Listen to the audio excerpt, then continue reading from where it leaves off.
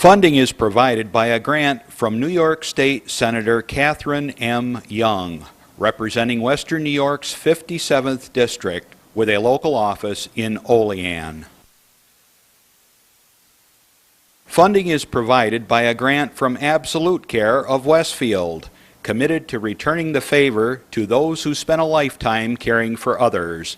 Absolute Care is located at 26 Cass Street in Westfield.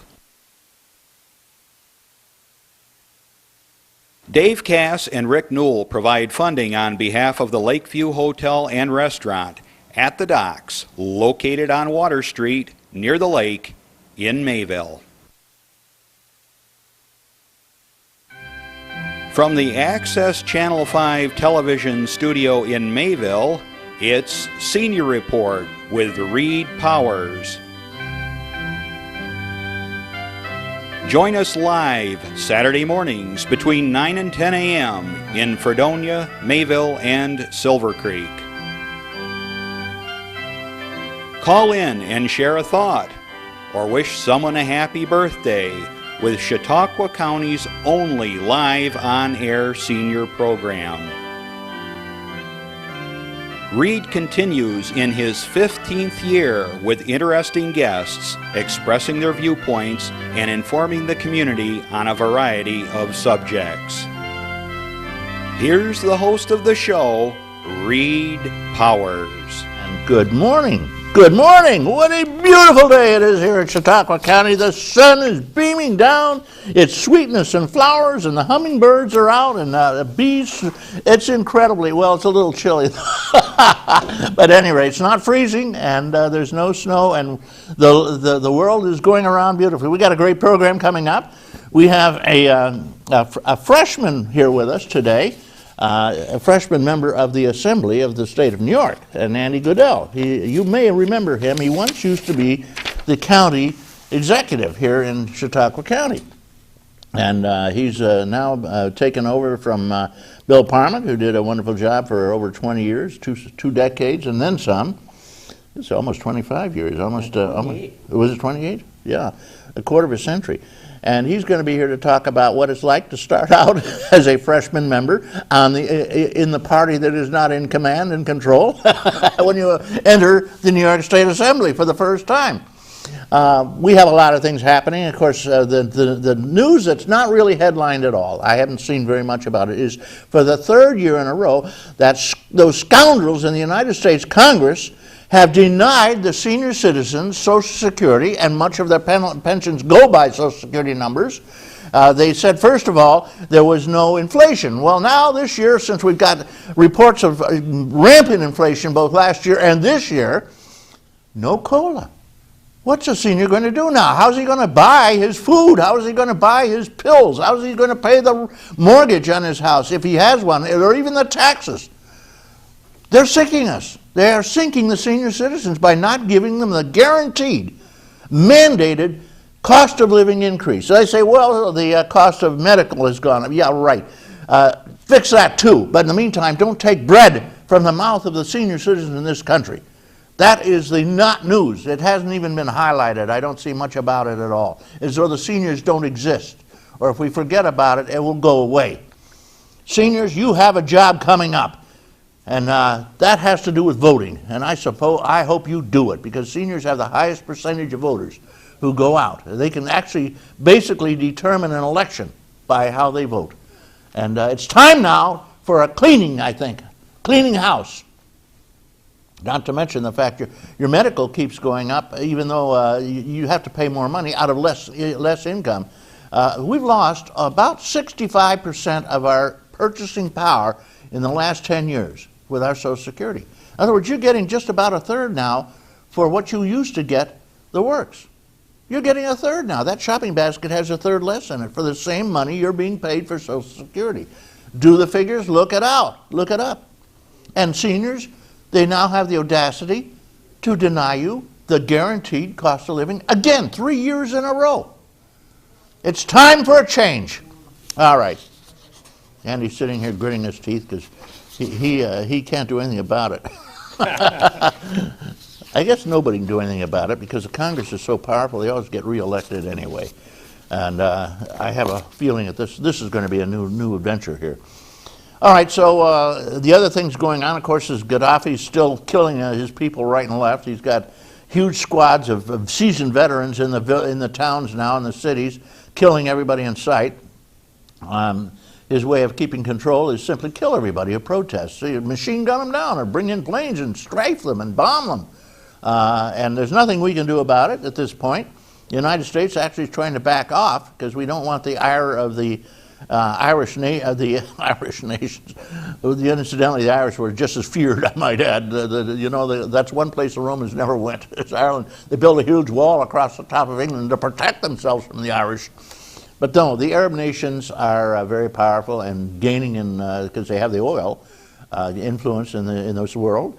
And we had some planes in there. Apparently they're pulling them out, and they've given up control for the first time of any NATO operation to NATO itself, so that they can't say, well, the Americans are doing this. And it's amazing what's happening here. I don't think they're not arming these folks yet. They're not giving them any kind of support. They say they sprinkled a couple of CIA people.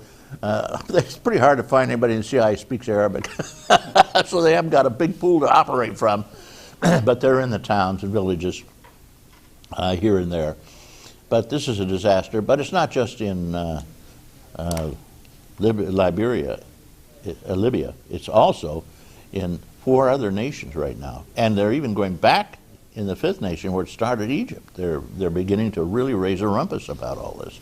And the whole Mideastern part of the world now, Middle East, is on fire. And it's amazing what's going to happen, because each government, when they see enough protesters on the street, bring up their machine gun to start mowing them down. And since that brings on more protesters, they're now in the position where they have to kill 1 million people. They rethink this program and they start a different one. They first offer them a lot of money, like they did in Saudi Arabia. I think they offered everybody $42,000 if you just shut up and sit down. And then they offer them constitutional changes, and they offer them, they have the government resign, all excepting the guy in control, the president, who's a dictator. He stays in power, of course, and excepting in Egypt. He had good common sense. I forget his name, Mubarak or something like that. How soon we forget. How soon we forget. But at any rate, he did resign, and that was a good move. Gaddafi, I think he's going to kill everybody in the country rather than resign. He and his sons will just have the whole country all to themselves and all the oil. At any rate, it's a madness.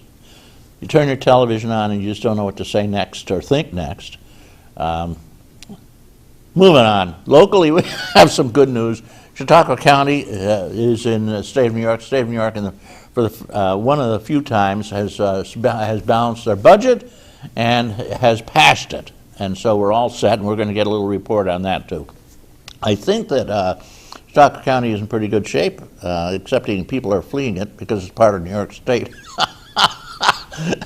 I don't know. New York State already lost a congressman. I mean, we're losing money we're losing people like there's no tomorrow. 2. We've lost 2 this year, or was it? Yeah, 2.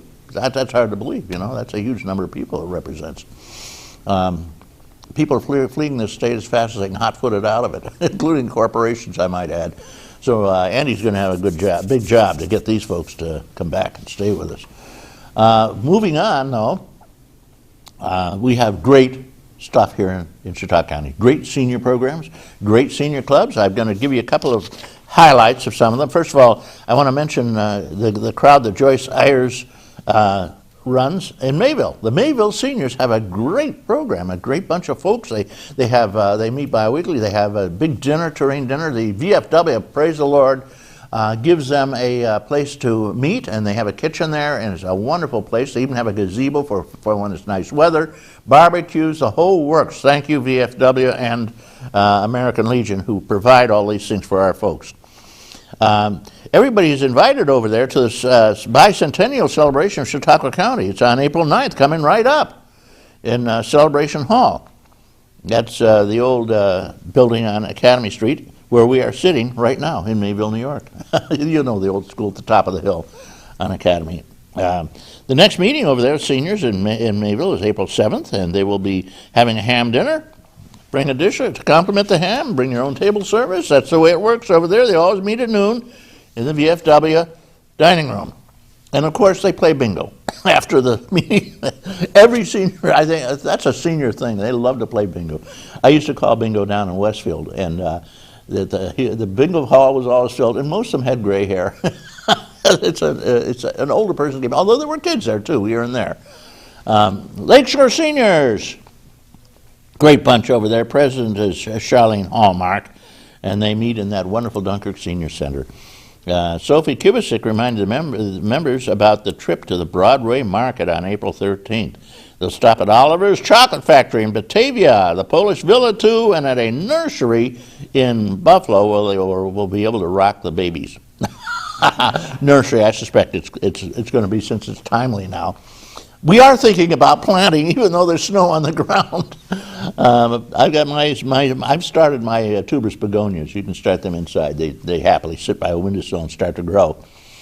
April 13th meeting is canceled because of the bus trip that's coming up, so don't forget that, guys. Silver Creek Seniors. They have a beautiful place there in Silver Creek at the corner of 5th and 20, Route 5 and Route 20. And Ed Newman does a job there. He's president. If you want to get in touch with him, I'm sure he'd welcome you over there anytime. He introduced Michael Blodgett, who is the new funeral director who bought the whole Parker Funeral Home in Silver Creek. How about that? And, happy birthday over there for some of your lovely people.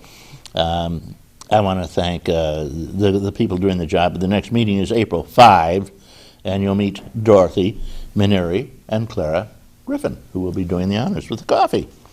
And the Brockton Portland Seniors, they have a wonderful crowd over there. And Robin Carr, if you want to get in touch with her, she's the chairman, president, and chief dishwasher. Hank Elling from Forestville did the entertainment. He does a nice job too. I just want to say they have some beautiful mum plants donated by Ruth Neal, and they were won by Irma Colt, Julia Schrantz, and Sarah Erickson. Ruth Neal. Huh. The April meeting will be April 25th at noon, and as usual, there'll be a Taurine dinner. Bring something along. White Elephant Auction coming up. Bring an unwrapped item marked man or woman. Now, if it's unwrapped, you could probably tell whether it's man or woman. Maybe they mean wrapped. I don't know, but whatever. The Treasury report was read by Ruth, and she said, Ruth McCoy, she says, everything's fine. We got enough money. All right. I got one more item here. No time? Happy birthday, Helen Burrow. Okay. Time is up. The news is over. I'm going to have, they said it's time for a public service announcement. Okay, PSA, come on up, just for you. And then we'll have the doc on. Here you go, this is for you.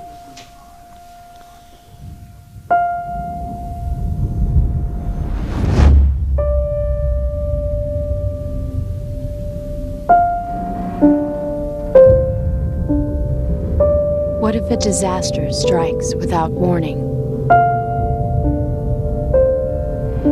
What if life as you know it has completely turned on its head?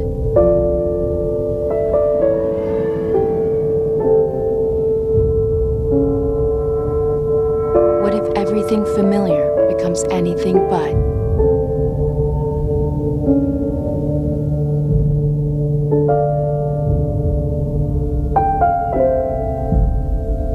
Before a disaster turns your family's world upside down, it's up to you to be ready. Get a kit, make a plan, be informed today. There you go. I got a couple of announcements. I want to say happy birthday, Sarah. She's the sweetest girl in the world. And I was just notified this is our 800th show. When I came over here the first time about, 16 years ago, I met Chuck Kelsey. They just started up a week before, and I said, somebody contacted me and said, you might want to talk to them. And that's